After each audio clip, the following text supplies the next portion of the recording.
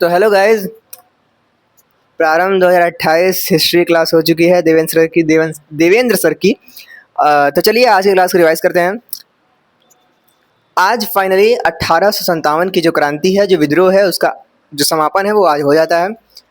इसका जो शुरुआत था वो हम लोगों ने देखा था सिपाहियों के विद्रोह से। सबसे पहले कहानी शुरू होती है मंगल पांडे से। मंगल पांडे जाकर दो ब्रिटिश अधिकारी को गोली से मार देते हैं।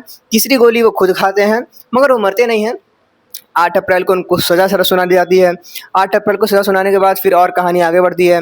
आई थिंक 9 मई वो दिन होता है जब सिपाही लोग जाके कारतूस वगैरह के उपयोग से मना कर देते हैं, और कारतूस से मना करने के कारण उनको शायद जेल में डाला जाता है। फिर जो सामान्य सिपाही होते हैं 85 सिपाहियों को आई थिंक जेल में डाला जाता है, और फिर जो सामान्य सिपाही होते हैं वो जाके विद्रोह कर देते हैं, और वो जो 85 सिपाही हैं उनको जेल से रिहा करा देते हैं। इसके बाद हम लोगों ने देखा था कि विद्रोह आरंभ हो जाता है। और अरे भैया ये क्या हो गया हमारे मोबाइल को। लो भाई, विद्रोह आरंभ हो जाता है। विद्रोह के कारण हम लोगों ने पढ़े थे। कारण के अंतर्गत हम लोगों ने इसके राजनीतिक कारण, और अरे वाह भाई भाई, तो मोबाइल ये हमारा ढूल जा रहा है। चलो भाई, राजनीतिक कारण, प्रशासनिक, धार्मिक, अफवाह को देखा था, और अफवाह के बाद ही एक कहानी शुरू हुई थी मंगल पांडे वाली। मंगल पांडे के वो सब होता है, सिपाही विद्रोह होता है। और फिर हम लोग जाते हैं कानपुर, झांसी और अवध में। एक बार फिर से उसको रिकॉल करता हूँ फटाक से, और फिर मैं इस पर आता हूँ। तो अभी तक हम लोगों ने जो देखा था उसको रिकॉल करने जा रहा हूँ मैं। तात्कालिक कारण हमने पढ़ा था, और उसके बाद हमने पढ़ा था शट विद्रोह के आरंभ के अंतर्गत 10 मई को विद्रोह आरंभ किया जाता है, और बहादुर शाह जफर को नेतृत्वकर्ता बना दिया जाता है। विद्रोह दिल्ली में फैल जाता है। 4 जून तक विद्रोह लखनऊ, झांसी वगैरह तक फैल जाता है। विद्रोह के प्रसार को हम लोग देखते हैं। बहादुर शाह जफर जो है इसके नेतृत्वकर्ता बनते हैं, परंतु मूल नेतृत्वकर्ता जो है वो बख्त खान, आई थिंक बख्त खान जो हैं वो इसके मूल नेतृत्वकर्ता बनते हैं। और कहानी आगे बढ़ती है। एक बार मैं अपने इस मोबाइलिया को थोड़ा सही कर लेता हूँ, टैबलेटवा को। ई ससुर का नाती जो है इसको, लो भाई सही हो गया। चलो भाई, फटाक से हम लोग जो लिखे हैं उसको रिवाइज करते हैं। चलो भाई, तो बख्त खान जो होते हैं, जनरल बख्त खान सेनानायक होते हैं, और उनके पास वास्तविक नेतृत्वकर्ता होते हैं। दिल्ली में टेलीग्राफ संचार नष्ट होता है, डाकघर हमला होता है, कई यूरोपीय मारे गए। जल्द ही आमजन की भागीदारी बढ़ी। उसके बाद एक आजमगढ़ की घोषणा को देखते हैं। सोचो, मैंने परसों पढ़ा था, परसों आई थिंक पढ़ा था, परसों नरसों पढ़ा था मैंने ये, और अभी तक मैं हल्का हल्का मुझे याद है। बड़ा डर है भाई ये साल भर का सिलेबस मुझे कैसे याद रहेगा भाई। खैर ठीक है। तो आजमगढ़ की घोषणा 25 अगस्त के अंतर्गत आती है, और इस घोषणा के अंतर्गत कुछ चीज़ें बोली जाती हैं जो इस प्रकार से होती हैं कि इसमें हिंदू एकता की बात की जाती है, हिंदू मुस्लिम एकता की बात की जाती है, और कारीगरों की बेहतर स्थिति का वायदा होता है इसमें। व्यापारों की समस्या की बात की जाती है, जमींदारों के जुर्सा का वर्णन किया जाता है। और अब हम आते हैं लखनऊ, अवध के पास। ठीक है, अवध की बात की जाए तो ये सहायक संधि पर हस्ताक्षरकर्ता क्षेत्र है, और अंग्रेज कहते हैं कि ये एक चेरी है जो एक दिन हमारे मुंह में आकर गिरेगी। डलहौजी अवध पर कब्जा करना चाहता ही है। ये एक छोटा सा पॉइंट और था। और लगभग पूरा उत्तर भारत जो है वो अंग्रेजों के द्वारा कब्जे में कर लिया जाता है। अगर अंग्रेज अवध पर कब्जा कर लेते हैं तो उनके पास एक काफ़ी अच्छा खासा प्रभुत्व तो उनका उत्तर भारत पर बन जाएगा उनका। अब इस समय यहाँ के जो नवाब होते हैं वो होते हैं वाजिद अली शाह। वाजिद अली शाह को हटाना थोड़ा मुश्किल था, क्योंकि वो व्यपगत के सिद्धांत के अंतर्गत नहीं आते थे। उनका एक पुत्र भी था, जिसका नाम हमारे पास था विजरिस कादिर।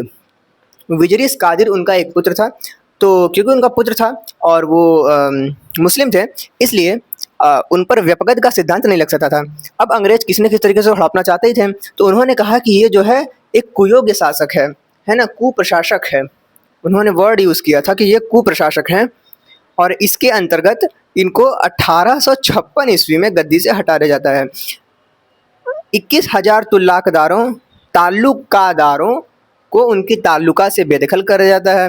अब इनकी जो पत्नी होती हैं बेगम हजरत महल, ये अपने बेटे को यानी कि कादिर जो होता है इनका बेटा, उसको बैठा देती हैं गद्दी पर और कहती हैं कि तुम गद्दी पर बैठ जाओ और 1857 की क्रांति में हम शामिल हो जाते हैं, विद्रोह करेंगे हम लोग, और वो भी शामिल हो जाती हैं।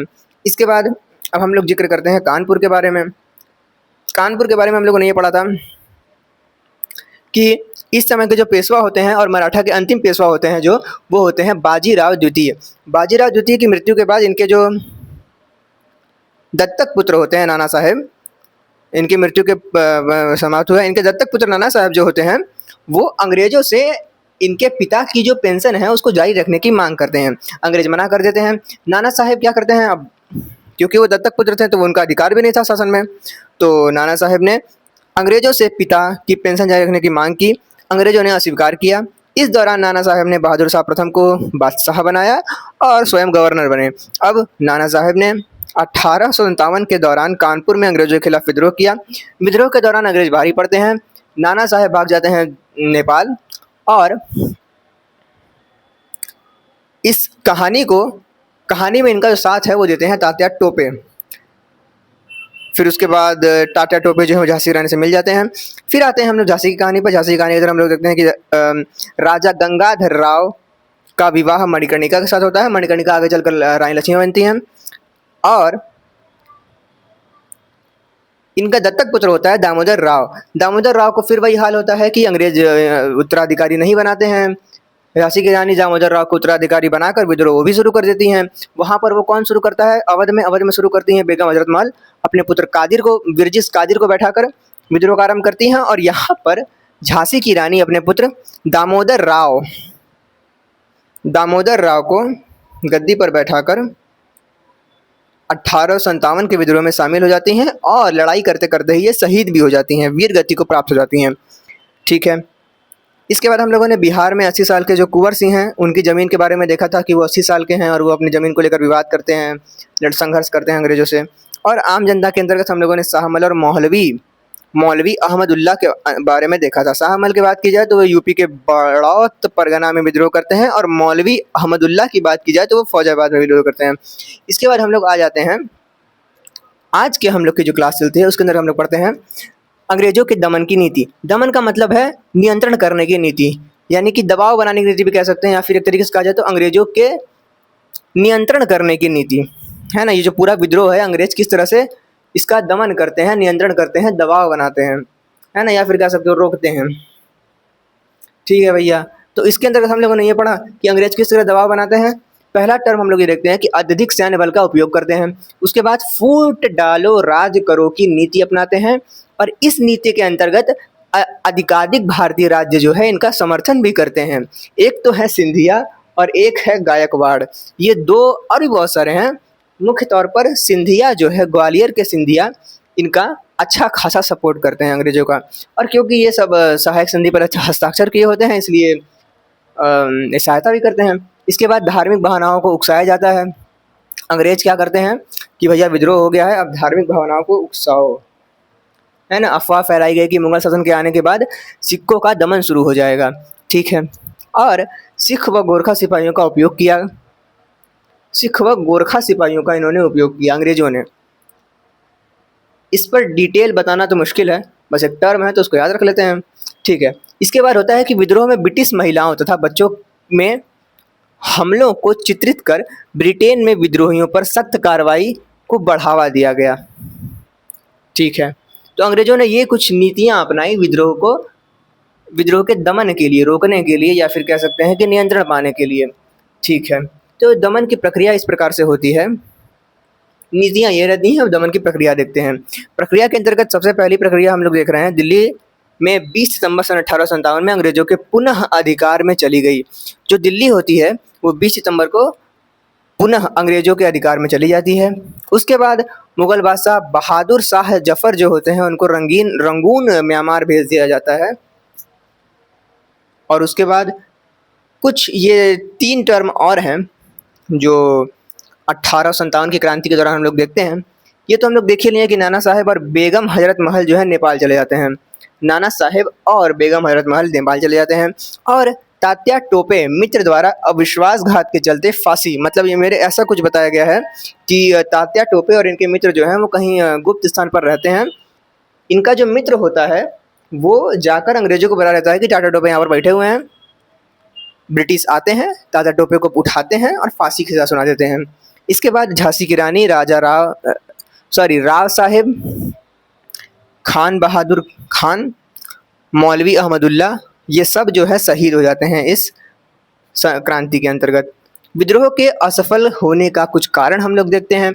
पहला कारण तो हम लोग ऊपर ही देख चुके हैं भैया कि एकाधिक भारतीय राज्यों का समर्थन, प्रमुख रूप से ग्वालियर और सिंधिया, मतलब कि भारत के लोग ही अंग्रेजों का सपोर्ट कर रहे थे। जो साम्राज्य थे, साम्राज्य कहा जाए या जो भी कहा जाए, सिंधिया, गायकवाड़, एटीसी जो हैं, तो नीचे शुरू कर देते हैं। कई भारतीय शासनों ने अंग्रेजों का साथ दिया और मध्यम वर्ग को समर्थन नहीं था, क्योंकि इनको ऐसा लगता था कि विद्रोह अगर सफल हो जाता है तो पुनः मुगलों का साम्राज्य आ जाएगा और फिर हम लोग का फिर से शोषण होना शुरू हो जाएगा। तो इसलिए जो है पुरातन मुगल शासन आ जाएगा, इस डर से मध्यम वर्ग भी इसका समर्थन नहीं करते हैं। विद्रोह में शक्तिशाली नेतृत्व का अभाव रहा। बहादुर शाह सबसे कमजोर कड़ी रहा इसका, और विद्रोह उत्तर भारत और मध्य भारत तक ही सीमित रहा। समग्र भारत में इसका कोई विस्तार नहीं होता है, बस उत्तर भारत और मध्य भारत तक इसका विस्तार होता है। इसके बाद इसका एक और कारण, कोई एकीकृत योजना नहीं थी। सब कोई बस अपने अपने स्वार्थ के लड़ रहा है। वहाँ झांसी की रानी क्यों लड़ रही हैं? अपने बच्चे को शासन दिलाने के लिए। बेगम हजरत महल अपने बच्चे कादिर को शासन दिलाने के लिए। और कहाँ विद्रोह हमने पढ़ा था? कानपुर में विद्रोह पड़ा था। वो अपने पापा के पेंशन के लिए लड़ रहे हैं। अलग ही अलग सिस्टम चल रहा है ना।